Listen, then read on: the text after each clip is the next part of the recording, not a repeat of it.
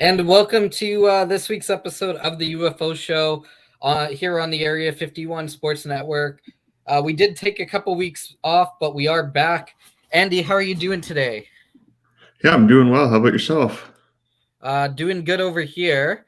So, yeah, we had our big Super Bowl show at the beginning of middle of February, whenever it was, and then yeah, we took a couple weeks off, but now we're ready to jump back into this, get some betting out, give you guys some betting advice, and taking a look at what's trending in the betting world, I guess today. So make sure, remember, when you are betting, to head over to area51sportsnetwork.com/betting. There you can get a link. It links you up to bet99.com. There you get whatever you put into the site up to $600 you get as a bet back bonus. So make sure to check that out. Okay, so let's jump in here a little bit with some stuff about what's going on in the regular world. As everybody knows, there's a lot of sports organizations that are banning a lot of the Russian athletes, and that does have an effect on the betting. First, we want to do say that what's going on over there is tragic, and hopefully, this gets resolved quicker than it's being, and hopefully, with the world being as it is, we get back to kind of this peaceful state that we were in before. Yeah, for sure. Yeah. I mean, you never want to see a war, so hopefully, this thing can be resolved quickly. Yeah. So as we were mentioning, when you do make bets, you this is going to be a trend that we're going to see over the next couple of weeks for sure, with all of these Russian athletes being banned from sports. So, for example, if you're betting on uh, the Grand Prix, the Russians have been banned from there, from racing. So, that might affect pole positions, or, we're waiting to see what the UFC does. If they're going to ban some Russian athletes, which would change the entirety of some of the UFC cards coming out. Betting on the Olympics has changed because the Russians and Belarus athletes won't be there. Tennis is taking a stand. So, when you're betting, that is something that is going to play a big factor in everything. Yeah, absolutely. Yeah, you nailed it. I mean, always pay attention. There's always things that can change. I know we want to discuss the Canucks game upcoming, and it just got announced that Semyon Varlamov is the starter for the Islanders. He has one win since January 1st and 3 wins on the season. So, for me, that's definitely going to change the way I view that game. Right, nothing to do with him being Russian, but something as simple as looking at who the starting goalie is can definitely move the line and sway your perception of what's going to happen. So let's start with that Vancouver Islanders game right now. 4:30 start, so you have about 20 minutes to drop some money on this game. Where are you leaning, Andy? Yeah, so the Canucks are plus 100, and if you take them minus a goal and a half, it's actually plus 275 payout. So I like the Canucks minus a goal and a half. Islanders don't score that much. Obviously, they're missing Matt Barzal, who's probably their best player, and like I said, Varlamov is starting. So I'm on the Canucks minus a goal and a half. Now, they don't score unless they're playing Vancouver. That's right. Yes, exactly. Yeah, so that will be an interesting game to watch. Vancouver got kicked a little bit versus New Jersey, so you're you know the perception is that they would be ready to play this game. So it probably won't end up being a lopsided win. Well, it wasn't even lopsided, but like I don't think the Canucks are giving up a 5-0 first period again. I hope not. That game was, like you said, they did make it interesting towards the back half. But I remember I turned that game on about 10 minutes in, and it was already, I think, 4-0. So Yeah, let's hope for a more entertaining start. imagine being at that game. Oh yes, yes. See, the Botchford Project man over here got to watch that live in person. No, that was a different 5-0 lead. Oh, you We were at saw the Anaheim Anaheim take game. a 5-0 lead on Vancouver. I just was lucky enough to watch the Islanders do it a week before. A little practice. Yes. Okay, so That's let's right. jump into if you are a Vancouver Canuck fan and you're looking at the standings, talking about playoffs, this you got a couple big games. 5:30 p.m. Edmonton versus Chicago. This is the Duncan Keith revenge game, I guess. I don't know if you'd call it a revenge game because didn't really want to leave Chicago. Chicago, I think they're retiring Nicholas Yarmulson's number tonight or something, or honoring him. They got a brand new GM. So I think that, Chicago might be the take here. Yeah, I like Chicago too. They're plus 125 on the money line. Tyler Johnson's back for them. Jonathan Toews is expected to play. The Oilers obviously have goaltending issues. I'm with you. I like Chicago here. Yeah, don't underestimate the power of pre-game hype up and all of that stuff because it does play a factor for sure. Okay, let's jump into another game, Calgary Montreal. This is the Tyler Toffoli revenge game. I don't know if this one is really worth putting a ton of money on because even though Montreal is a little bit hot, it's the Calgary Flames, and they're probably going to wipe them. Yeah, no, I agree. I'm looking here, Flames minus 2.5 goals is only plus 108. I guess if I were to make a bet on this, I like the over 6.5 total goals that pays out at plus 100. But I agree with you. Flames minus 400 on the money line. I don't see the value there in that. Now, this one's an interesting one. It's the Colorado Avalanche versus the Arizona Coyotes. And I'm actually going to do a very hot take here and say that I'm going to take the Arizona Coyotes on this game for the sole purpose that Colorado, for whatever reason, Arizona just wins against good teams. They beat the Kraken, which is whatever, but look at their wins. Vegas, they beat LA twice. They beat Tampa, Vegas. They beat Colorado. They beat Toronto, Anaheim, LA. This is a team that even though they've only won 14 games on the year, seems to have this magic ability to beat or take the top teams to overtime. Yeah, it is weird. I mean, like you said, I think Arizona only has 10 wins on the year, but they have beaten all the heavyweights, it seems like. So I don't know if I'm with you taking Arizona, but plus 333, that is a pretty good return for the money line if you do think the Coyotes would win. I'm going full crazy on that one. Yeah, let's do that. Arizona Coyotes are going to win tonight versus the Colorado Avalanche. Book it. But when you lose money, don't blame me. That's right. Yeah. Just blame Sean. Yeah, exactly. Full Sean's fault.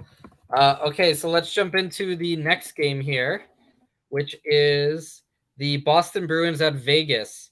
Now, I am not 100% sold on Vegas at the moment. I think that they just have too many injuries.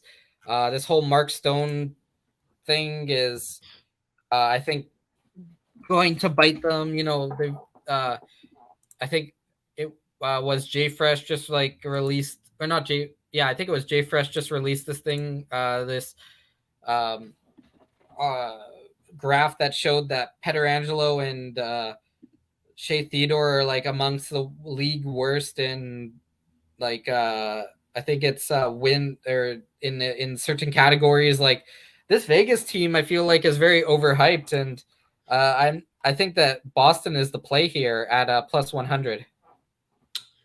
Yeah, I tend to agree with you. Boston plus 100 is decent value. But like you said, the Golden Knights, I think Leonard's still injured. They're missing Mark Stone. Jack Eichel hasn't really, played up to his potential yet. I think he's still recovering from the disc surgery that he had. So anytime you can get a plus 100 return in a hockey game, I like that bet. So I'll take the Bruins too. Yeah, I think what is it? They're 1-3-1 or 1-4-1 uh, since Eichel has returned. So Mm-hmm. like that's definitely something to watch out for. Okay, so let's jump into the NBA then to finish this off. As we know, the NBA is coming off of their uh, All-Star game, which saw Steph Curry, perform one of the, I guess, greatest performances in an All-Star game. So we got some pretty good matchups today. Let's jump right into this. Miami versus Brooklyn. Miami's at plus 125. Brooklyn's at minus 145. I think that, this is a great value game, and taking the Heat on the money line is the right play here. Yeah, you know what? I'm not super dialed into the NBA right now, but I'll take your word for it. Miami is obviously one of the better teams in the league, and plus 125 seems like a decent return. So I have no problem with that pick. Well, okay, so I'll explain a little bit why, I'm on this Miami Heat over Brooklyn. So there's no Kyrie because the game is in Brooklyn, which does play a factor. I don't think Kevin Durant is playing.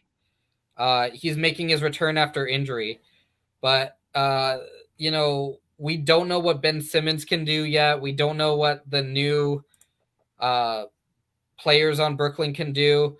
So for me, it's just this. This seems like kind of like this seems like a game that Brooklyn can lose. They're eighth in the East, and Miami's first in the East, and Miami is the underdog. So I don't know. Unless I'm missing something here, and Kyrie is magically playing again, that seems like a win definitely for the Miami Heat. Yeah, no, I agree with your reasoning. Like I said, I'm not super dialed into the NBA, but anytime you can get one of the best teams in the league on a plus odds on the money line, it seems like a good bet. So next game we got Miami at Boston, or Miami at Boston. So this is an interesting game. Miami's at plus 110, Boston's at minus 130. So Boston is the sixth seed in the uh, East. Not Miami. Memphis is the third seed in the West. This is another game where Memphis is the underdog, even though they are the quote unquote better team. And I think that one of the reasons that I think Memphis is going to take this game is because this is a national spotlight for Ja Morant.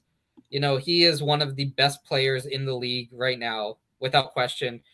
Probably the front runner for the MVP.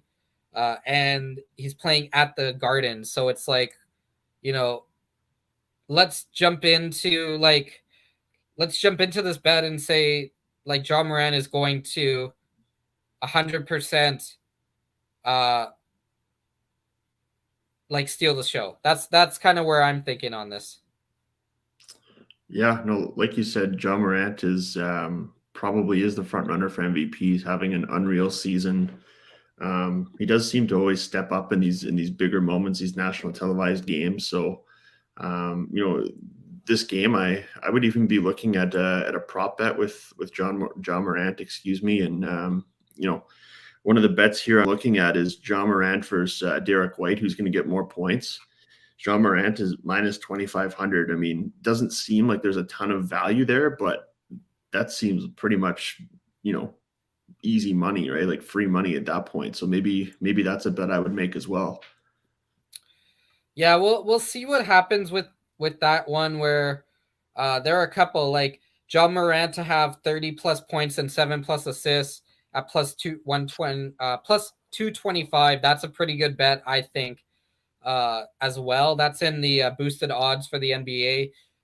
special. So that's one that I definitely could see working.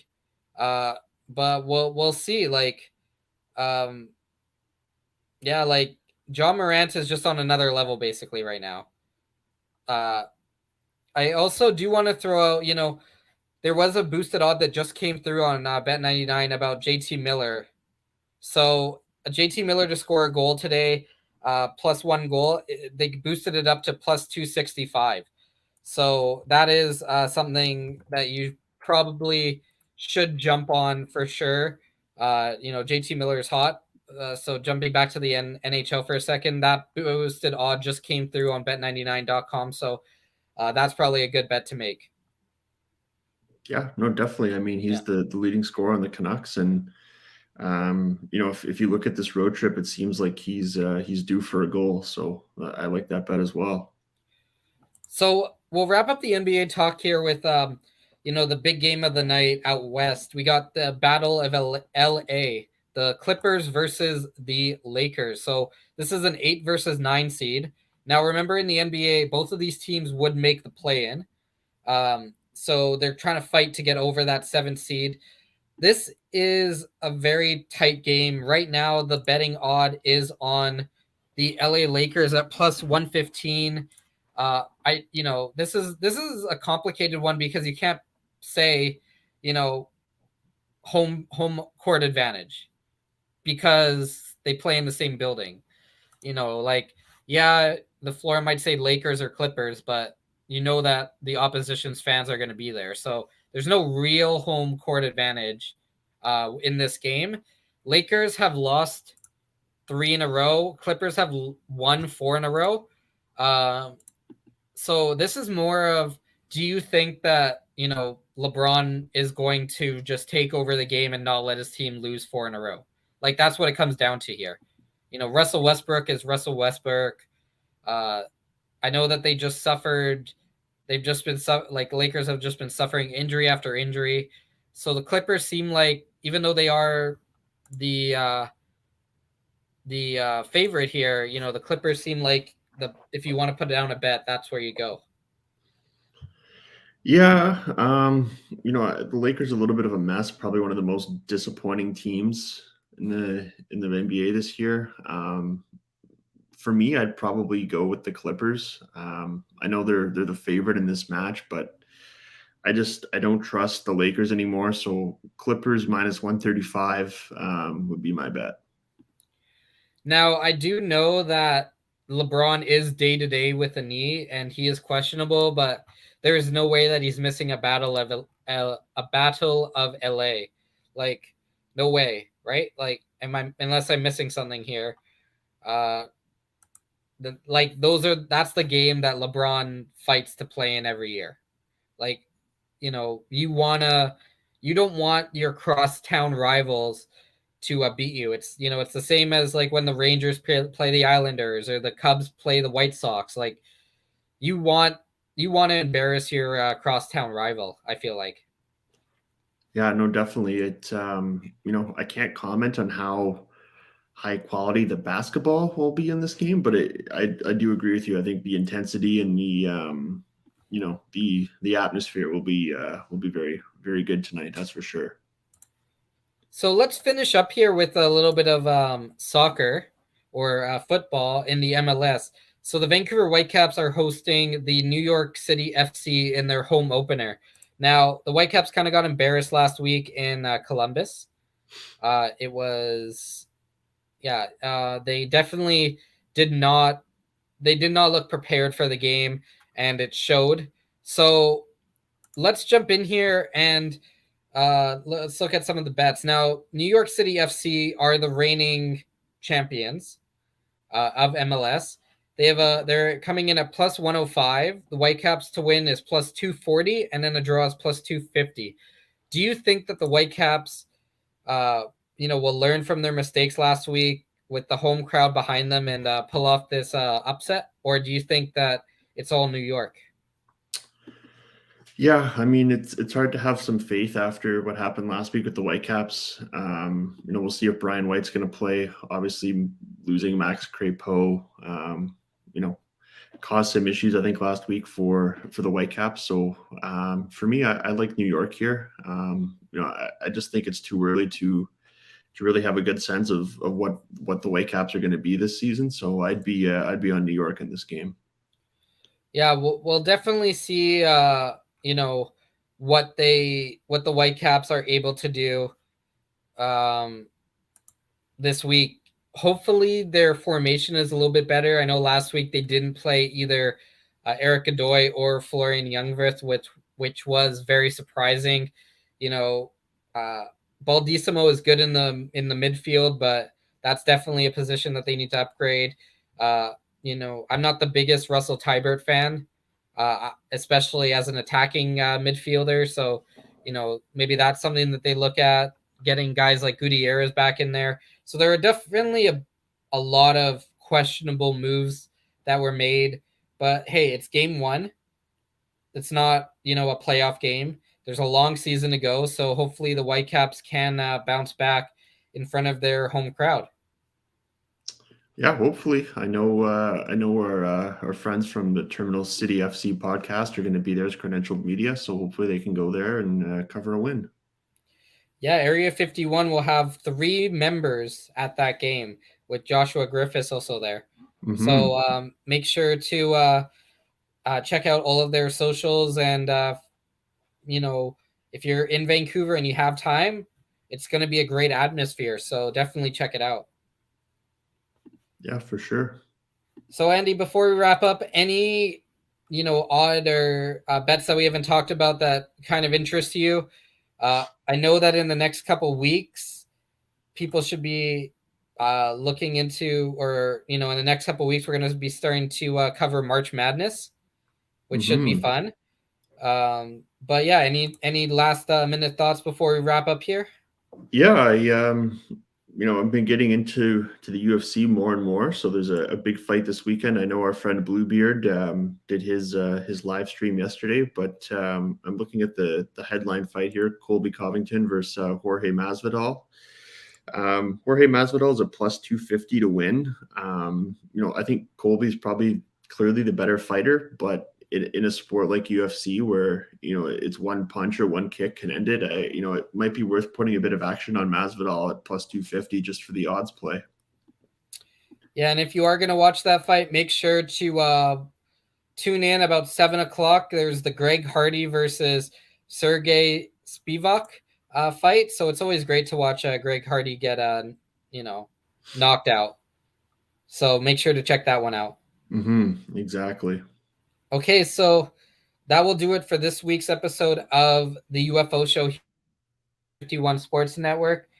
Thank you once again for joining us, and we will talk to you guys again next week.